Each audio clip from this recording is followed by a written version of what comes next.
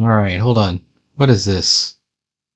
If con ever goes to 0, the character is unconscious and dying. At that point, con will go down by 1 point per combat round. First aid or magical healing can save the character's life during this time. However, if con reaches -10, the character is dead. Mushroll is alive!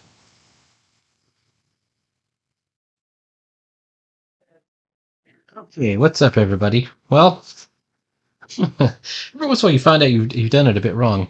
So figuring out that Mushroll is still alive is pretty cool, because I actually ran a short adventure where they had recruited a new fighter named Dubhagen Darmada, and they went and they killed the Orcish Necromancer. And during the battle, Ushna fired off a Take That You Fiend of his own and killed Dub. Well, he didn't really kill him because it's the same situation that Mushroll was in. So they dragged him back. They revived him. They applied first aid, obviously.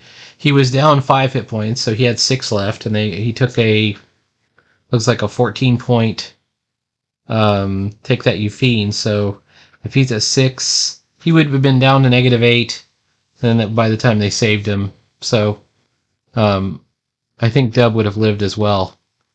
So now that we've gotten rid of Ushna, I've also updated the other 2 characters and added, I've applied their adventure points, so they're both a bit more efficient themselves. Fira is well, to tell the truth, he's hitting at about the same rate as he was. But Eckard added a point of both strength and dexterity, so his combat adds, which were I think it was +1, are now at +2. Is that correct? No, +3. It's any point over 12 in strength, dex, speed, or luck, and see I've made little marks. So his strength, dex, and luck are each 13, which is really good. So that gives him a combat adds of +3. So to make a little combat sheet now, let's go ahead and do that. I need a pen. All right, we'll use this one. With Eckard, armed with his quarterstaff, we have 4+3. With Mushroll, now armed with his new guy's arm, which is a pole arm, he's dropped the spear. It doesn't make sense to carry the spear and the guy's arm. They're both pole arms. And he now has a +1 combat adds because he had to add 1 point to his strength. He's at 7+1. Fira, as before, is at 2d6 plus, and he's the one who's kind of surprising, +10. And it's not just +10, it's +12 because his common dagger is +2. So it's 2 plus 12. That's where that works out. And if we throw Dub back into the mix, a 4th character, why not? Another warrior. We end up with 5 plus 9. All right, now we're cooking with gas. We got something really good going on.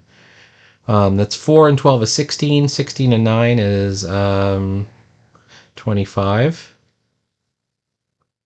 And then if we add up all our dice, we have 6, 8, 15, 19. 19d6 plus 25. So that's pretty good. Now, I've decided, I was watching over my videos, and they're kind of interesting in a procedural kind of way, and I think this is the conclusion that Geek Gamers kind of came to, is it's probably more fun for viewers to watch the procedure than it is to actually see like me trying to come up with all this stuff on the fly. Or maybe it is, I don't know, who knows. But I don't think I want to be a channel like Me, Myself, and Die, where I'm trying to actually create voice acting. It's not my thing, but I am super interested in this whole process. So wait, have we lost Mushroll, or this is the new Mushroll? Wait, I made a new Mushroll. He around here somewhere. I just gotta find him. Oh, he's back behind here. So now these are our four characters: Fira, Dub, Muzzle, and Eckhard. And now we've got a nice high combat pool, and we can start getting into some really heavy stuff. And maybe, just maybe, we can make our way all the way to where Byron is. Because I've tried it a few times and it hasn't gone so well to get out there. The truth is, Byron wears you down. Well, all the encounters wear you down, whether it's falling into pit traps or other various hijinks. It's real easy to get wiped out. Now, here's the other one that I did. I'm going to wipe out the Uruk Necromancer. And we're going to do a lot less prepping or editing on the videos, rather. But let's just go in. Let's say that the four guys now go in. And I will run it, but what I'm going to do is I'm going to chop out most of the boring stuff. Okay. And I wonder how 25 D6s, that's kind of neat. So I'll just spill out a bunch of them right here.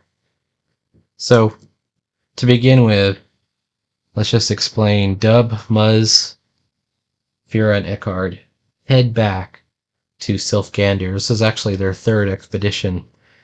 So far, they have not been able to beat the vampire. I have a special encounter kind of planned over here where it says special. And I had it planned for last time, but it didn't work out, and we ended up encountering the Uruk Necromancer anyways. There is an ogre kind of lurking about now, so let's replace Uruk with an ogre. And we're going to give him an MR. Like, I started him with 35. Let's say he's actually, he's done pretty well since he's been away from the Uruk, and he's gotten up to 75. An Uruk of 75. That could be pretty bad, right? Like four of us, I'm feeling cocky. We can handle this. All right, here's my three rather. 5, 4, and 2. 1, 2, 3, 4, 5. Okay, they've reached a crumbling hallway. 2, 3, 4. They encountered more of the shambling dead, and then they found some cobwebs. All right, so basically they adventured back into Sylfgandir, came around the corner, and headed into this crumbling hallway where the things are just falling off, and there's cobwebs everywhere. So the cobwebs might even affect. Could they affect something? I don't know. Let's roll on the fate table. So do the cobwebs present a hazard in this dungeon, like maybe a visual hazard? And we got a 44. I was going to say 50-50, so yeah, maybe they do. I'm just trying to think how could they do it. I don't know. Well, we'll just let it go for right now. But the monster is shambling dead. Now, if you remember, the rule for shambling dead that I set up is 3 per character. So normally that had been an encounter of 9 shambling dead. But now we got 4 guys. So now it comes down to 8 times 4. So it's 3, 4. It's basically 12, right? 3, 6, 9, 12. So 12 of them, and they each have 8. So some real quick calculations here. 12 times 8.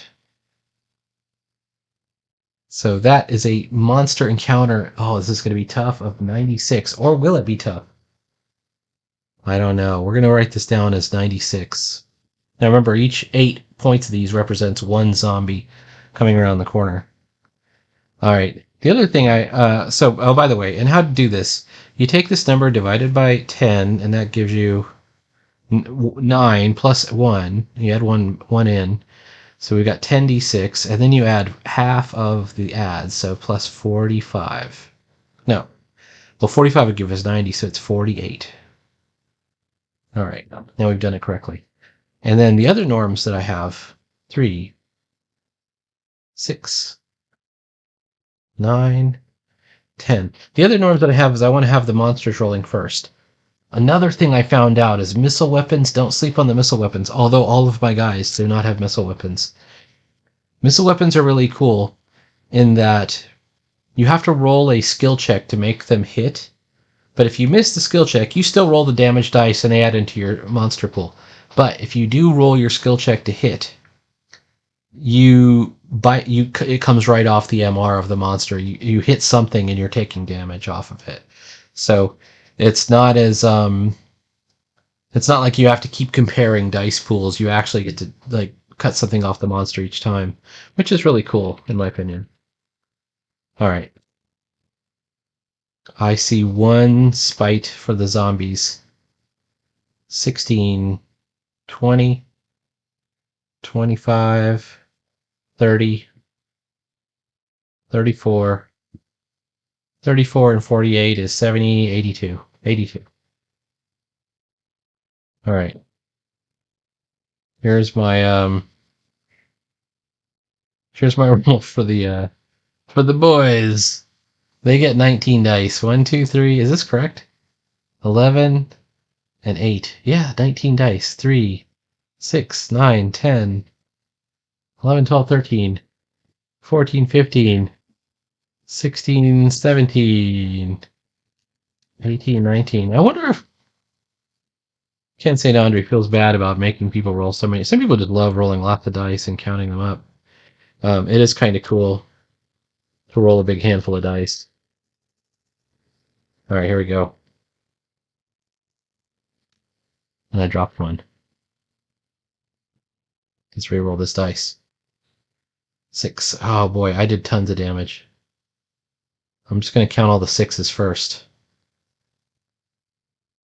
All right, there we go. There's 24, 34, 44,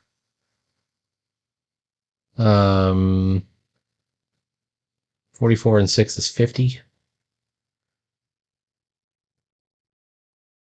60, 66, 68, 69, 70, 71. So 71 plus 25 is 96. We beat them. All right, so these zombies are going down. We beat them. 96 to 82 is 4 and then 14. So we killed at least one zombie and wounded one. 14 coming off of our total of 96 is 82. Okay, now the zombies are at 82, and because we killed a zombie, we recalculate their dice odds, and they become 96 plus 41. All right, so this encounter will go pretty quickly. 3, 6, 7, 8, 9. This is the zombies next round. Oh, we got to add 1 spite damage. Muzshul bravely takes it. Oh, they did another spite damage. All right, here's 10, 15, 20, 28, 30, 31. 31 plus 41 is 72. Put it right there. All right, we're going to roll everything now. Here it comes. And I didn't see any spite on this one. 10, 20,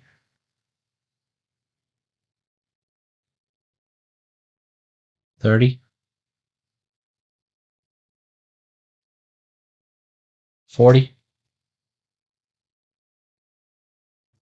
50, 57. 57 plus 75 is 77. We beat him by 5. That's not enough. 70. Maybe we didn't beat him at all. 77. Yeah, we did. We beat him by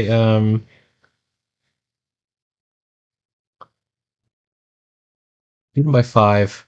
That comes off of the 82. Take the 2 off.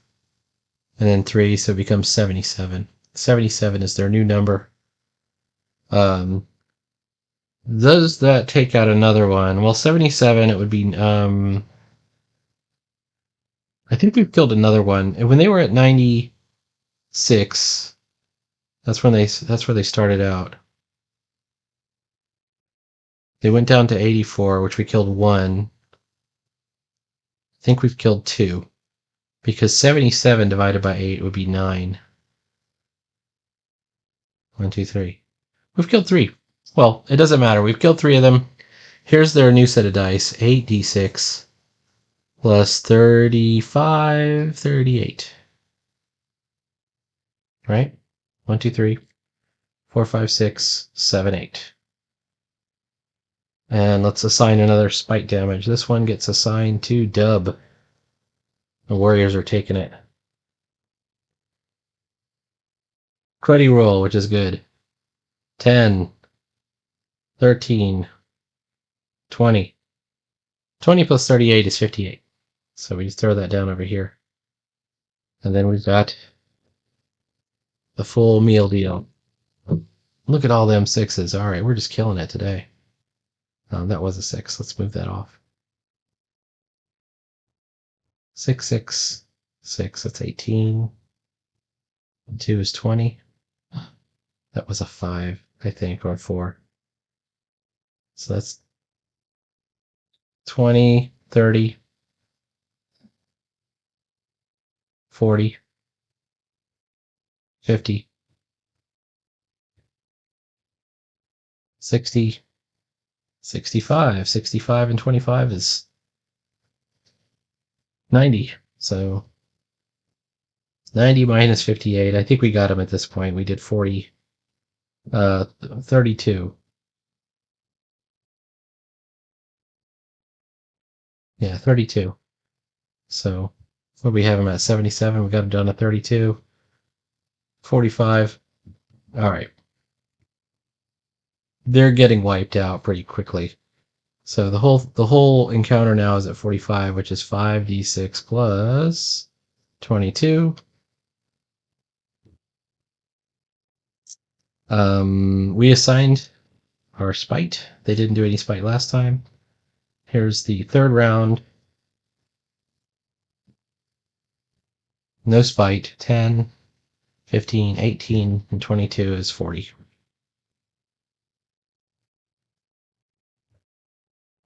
And I think by this round,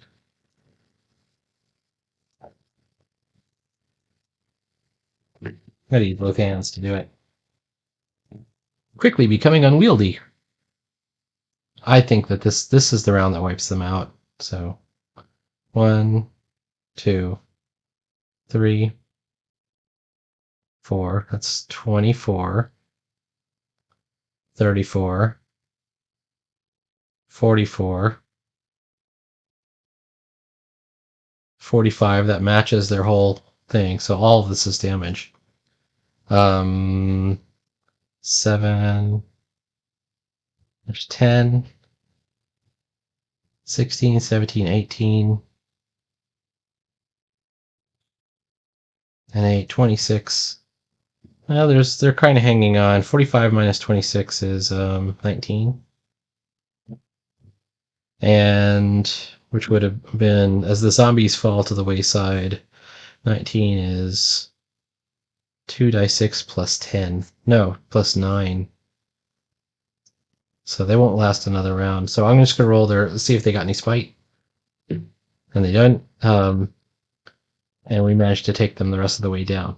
Now, we've also, just so you know, I've set up another, like a second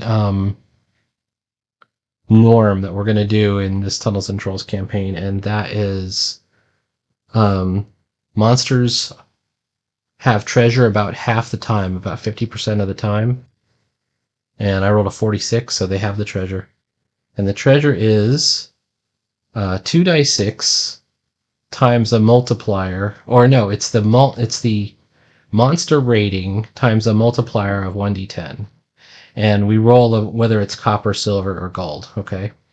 So the original was 96 times 2, so it'd be 180, 192. And my little coin table looks like this. 1 to 2 is copper. Pretty much worthless. 3 to 4 is silver. 5 to 6 is gold. So we have 100 and... what did I say it was? 96 times 2. 180, 192. Okay? And it is gold, so 192 gold. So checking the zombies, we managed to get 192 gold. That's awesome. Let's let's start an experience point card. 192 gold, and then that was an MR of 96 for experience points. They advance deeper into the dungeon. Okay. Progress is, we had 1 point because they've only done 1 so far. And remember, the test is we want to get to the Tomb of Iron. High numbers. So 5 plus 1 is 6, 4 plus 1 is 5, 3 plus 1 is 4. So it's going to be 6, 5, 4. And that is 1, 2, 3, 4, 5, 6. The destroyed angel alcove. 1, 2, 3, 4, 5. The ogre. Okay, 1, 2, 3, 4. And another polearm. Okay. The ogre we'd set up as an MR of 75, and I thought maybe that would be challenging since we just took out these shambling dead. I'm not so sure. But we see the ogre right away. Now, the ogre last time ran away. Immediately when we see it, Fira begins mimicking like he's about to cast his spell, but he's not actually casting it. And then Eckhard tries to intimidate him. Yeah, Eckhard and Mushel, they both try to intimidate him. We're going to say it's a level 2 check. And here's how we'll do it. Mushel's going to actually do the rolling, and Eckhard, since he's joining in, will only add +1. So it would normally be a 25 is the roll. 25 minus 17 is 8. We're adding +1 for the extra person. So he has to roll 7 on these 2 dice. I rolled doubles. That's 2 1s, but it's doubles, so we get to roll again. I rolled a 5. 5, 6, 7. It's close. 7 and 17 is, and then 1. 7 and 18. Actually, it works. I think it works because it's 5, 6, 7. That's the total. 7 and 17, that's 24. +1, 25. That's actually the number. I got the initial calculation wrong. They demand the ogre surrender. The ogre decides not to surrender, but he does run away. He just takes off. So we get 25 for the skill roll, but we don't have to fight the ogre. Now there is an old polearm here. Is the polearm in good shape? I'm going to say it's very unlikely. So we're going to say 20%. And I rolled an 80. It's like not in good shape at all. It's all rusted and pitted out. Muzzle just kind of glances at it, and they just kind of kick it into the dirt over there. In the the hole is right there where the angel alcove was. So let's keep moving. We'll soon find the Tomb of Byron. Okay, we're at the progress of 2 now. All right, here's roll number 3. This time we're adding 2 to each one. So this is 8, 4, and 5. So the location 1, 2, 3, 4, 5, 6, 7, 8. We're in the mosaic room. We've been there 3 times before. That's where we fought the blood bats. 1, 2, 3, 4. There's more shambling dead. And 3 is 5. 1, 2, 3, 4, 5. Oh, but there's a secret door that we didn't notice. All right, first of all, let's check if we noticed the secret door. The way to do this is it's an IQ check. Everybody gets to roll. And maybe maybe we could say that the zombies are coming in the secret door or something like that. But let's check first. Okay. So let's say it's an L2 check. First, let's start with Eckhard. He would have to roll for an L2 14. He's got 2 dice. It's an impossibility unless he gets doubles, but he does 12. That's a really good roll too. 12 and 11 is 23. He can't miss it now. 23 and 7. He doesn't. Nobody else has to roll at this point. 23 and 7 is 30. Goes on our experience point sheet. Um, but he notices the secret door just as they're going into the room. Has anybody noticed this before? They open it up just as they hear groaning coming down the hall, and everybody slips through the secret door. So they now know there's a secret door in the mosaic room. As the door slams shut, the shambling dead are not aware. They're mindless undead. They just kind of shuffle right through the room and leave. So let's continue on. So we're now at 3. Each dice will roll a 3. Oh, I got a 9, 8, and a 4. So 1, 2, 1, 2, 3, 4, 5, 6, 7, 8. Wait, 1, 2, 3, 4, 5, 6, 7, 8, 9. A trickling fountain. I can't remember if we found the trickling fountain before. 9, 1, 2, 3, 4, 5, 6, 7, 8 flesh reaver ghouls we have not fought before. And then 1, 2, 3, 4. Another pole arm laying on the floor here. So as far as the flesh reaver ghouls, we have to come up with a fair number for this encounter. Let me get to my flesh reaver ghouls. I think I have them in this collection. The answer is maybe. Maybe not. I do have them. Okay. There's the shambling dead. Okay. They're 15 each. Flesh reaver ghouls. Let's say there are. Oh, here we go. It often the attacking groups of 1d6 plus 1. This looks like it's not going to be that challenging of an encounter, but actually they do have a ability to paralyze, so it might be bad. So they have. Then there's the total number is 7. So 7 times 15 is 70, and then 5 times 7 is 35. So that's not bad. 15 times 7 equals 105. This might be a tough encounter. All right. So let's throw down our combat here. Remember, we're 19 plus 25, and the total MR of the ghouls is 105. They have a special ability to paralyze with spite damage. If they do spite damage, it does 2 points of damage to dexterity instead of constitution.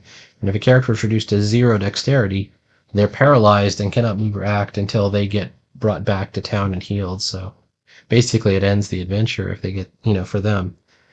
It can only heal at a rate of 1 point per day without magical assistance. All right. So they come out of the secret door and they end up in this area where there's a trickling fountain, and 7 flesh reaver ghouls descend on them in the darkness.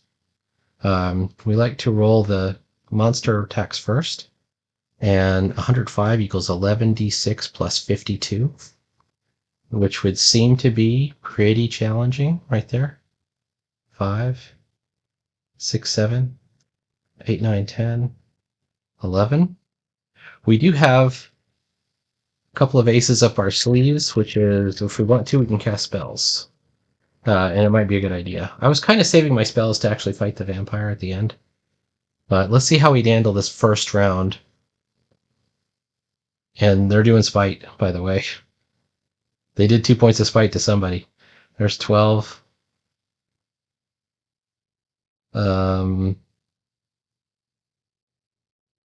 12, 17. I got a 3. Nope. 20. 26. 27, 28, 29, 30, 32. So 32 plus 52 is 84. We're going to write that down right here as their total. Who's got the highest dex of my characters? I have to look. Wait, because we got to assign damage here. Well, we assign it after the round. We have a good chance of winning this one, I think. 15, 20, 25,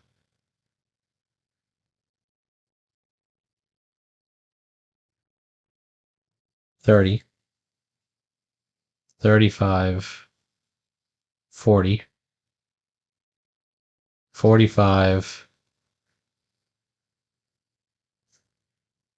55, 59, and 3 is 62. 62 plus 25 equals 87. We actually won by 3 points. So 105 goes down to 3, so they're at 102. That doesn't kill any of them, though. But somebody got hit with a paralyzing attack. Actually, 2 people did. Well, we can assign them to different people. But everybody's got pretty good decks. Okay, let's do 2 decks to Fira, and then 2 decks to Dub, and just hope for the best. All right. Now, second round starts, but before the round starts, I think it might be a good idea for Fira to actually use a Take That You Fiend. It might be a good idea. If we do it, it does IQ of 14. It does 14 damage to one of them. So that 102 number would go down to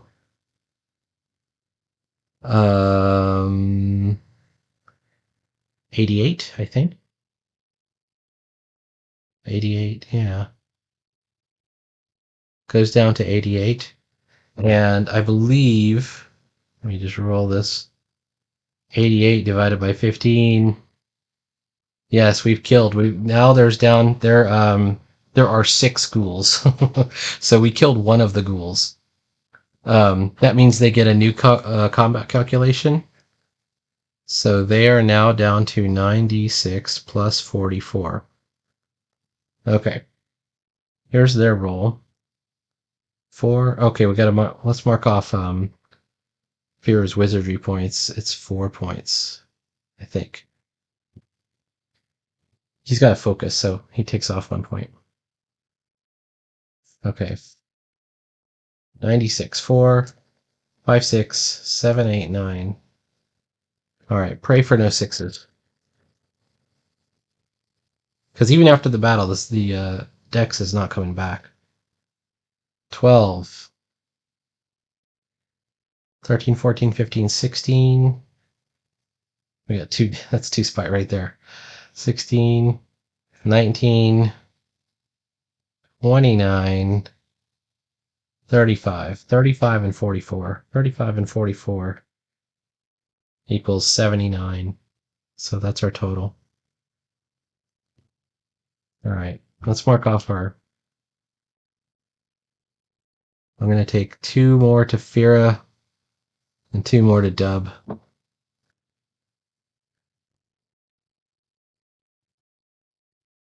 We should have 19 dice here. 3, 4, 5, 6, 7, 8, 9, 10, 11, 12, 13, 14, 15, 16, 17, 18, 19. Here comes the player's roll. The hero's roll. Okay, not as high as I would have liked, but it's still pretty high. 20. 30. 35. 40. 45. 50. 53. 54. 56. So 56 plus 25 is equal to 81. So we beat him by 2. That's still not great. 86. Clear. 86 divided by 15. I don't think we've yeah, there's still 6 of them up. We could just take these guys out with another take that you feed, but um we're slowly wearing them down, as hopefully we don't end up just completely paralyzed out of our wits. All right, the next round, um if they are at 86, it stays the same on the dice, but it changes the adds to 43. They lose a dice. 3, 6, 9. Okay. And really this becomes a war of attrition on the fight. And there's more spite. Oh my gosh. 10. At least it's only one. 20, 25, 30, 38. 38 and 43 equals 81. Actually, that's better than they did last time. So let us pray that we actually can beat them. Oh, I'll keep that.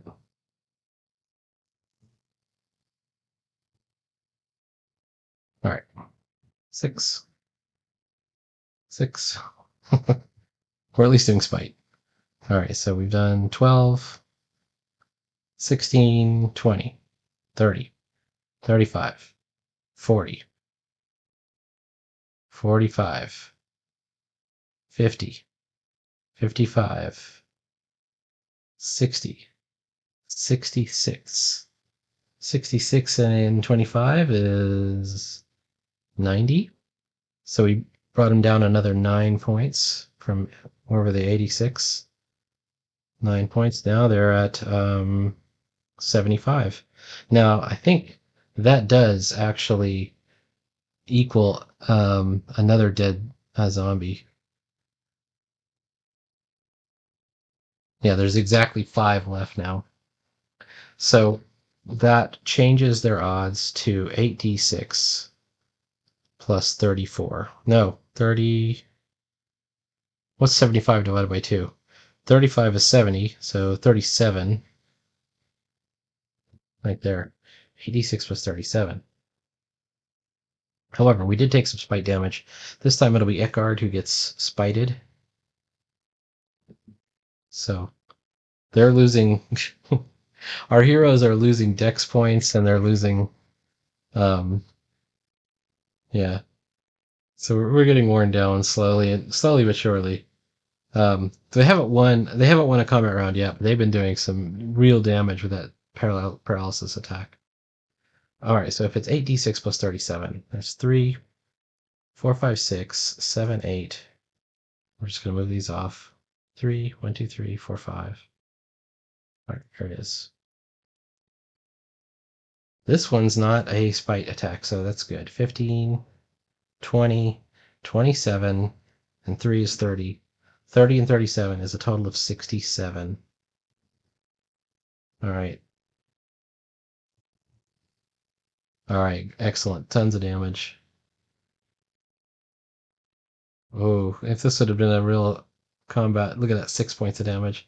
6 times 6, that's 36, plus 4 is 40. 45, 50, 55,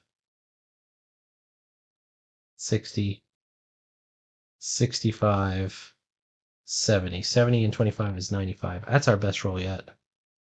95 minus 67. It's not quite 30, it's 28. So 28 off of their total is quite a few. 15 minus 8 is 7, 6 minus 8 is 4, 47. I can reasonably say that we've killed another zombie, another ghoul at least. There are now 4 ghouls left. Just 4. So this becomes a roll of, their new roll is 5d6 plus 23, right? Ghouls are hungry, they fight to the death. So here they go.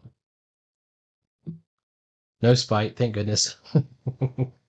So we got 10, 16, 17, 18. 18 and 23 is 43, 41. 41 total, right? So we put 41 down. All right. We roll the whole thing. Awesome. We're getting some sixes here. 6, 6. Well, 2 sixes. 4 and 4. Okay, that becomes 20. 25, 30, 35, 40, 45.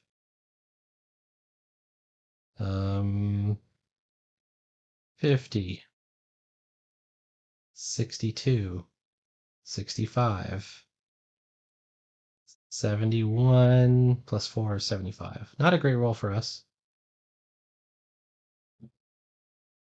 but I think we beat theirs. I can't read what I wrote. Does anyone remember what I just said? Oh, 44. 75 minus 44. Um, 31. 31 off of 47.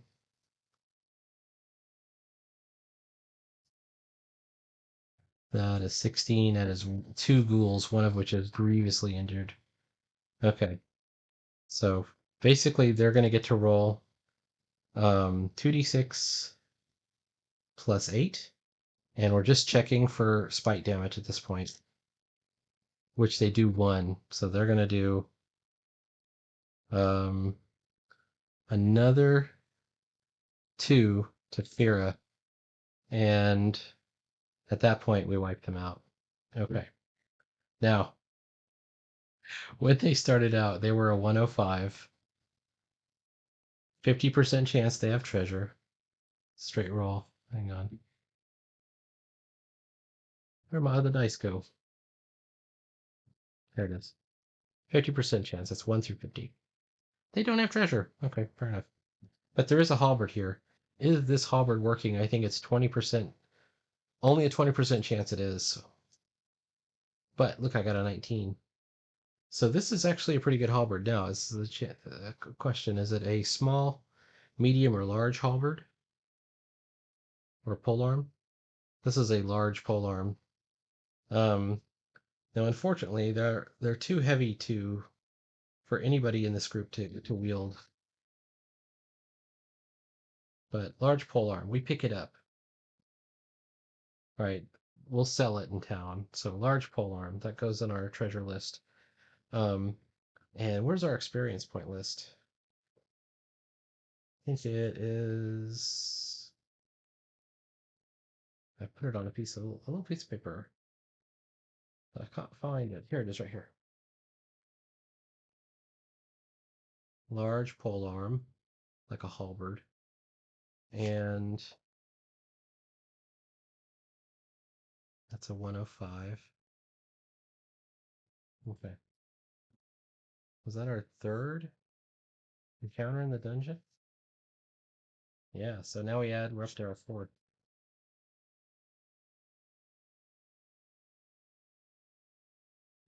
All right.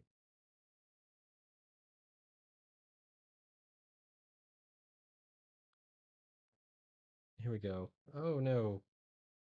I got a 1, 2, and a 6. That means a 5, 6, and a 10. 1, 2, 3, 4, 5. We ended up back circling around to the destroyed angel alcove again.